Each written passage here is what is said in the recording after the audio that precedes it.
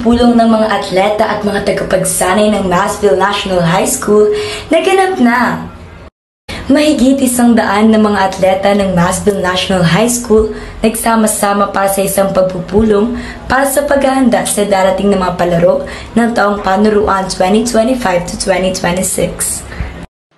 Isang mapagpalang araw, Massvillians. Ngayong araw ay nandito tayo sa unang pagpupulong para sa lahat ng atleta dito sa Massville National High School.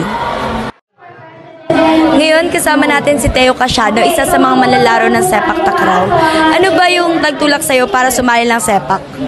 Nagtulak sa akin sa sepak takraw ay una-una yung coach ko.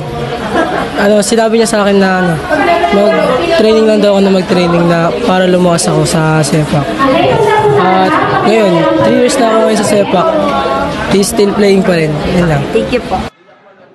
Kasama rin po natin si Benji Pantalion. Ano po ba yung mga ginagawa niyo po para mapanatiling malusog and mapanatili po sa kondisyon ng inyong katawan? Yung ginagawa ko para mapanatili na malusog or maayos yung aking katawan is syempre bilang athletes, kailangan talaga natin pangalagaan yung ating katawan. Kumain tayo ng mabuti at kumain tayo ng mga healthy foods like gulay and fruits para mas dagdag lakas at healthy sa katawan natin. Then bilang athlete, kailangan natin training para mas lalong maging maayos yung ating katawan at takbo na yun lang. Thank you po. Ngayon, kasama natin si Coach Elsie Panganiban. Ngayon pong tapos na po ang unang pagpupulong po para sa mga atleta ng Massville National High School. Ano po yung mga susunod nyo na gagawin para po maihanda sila sa mga darating po na palaro? Okay.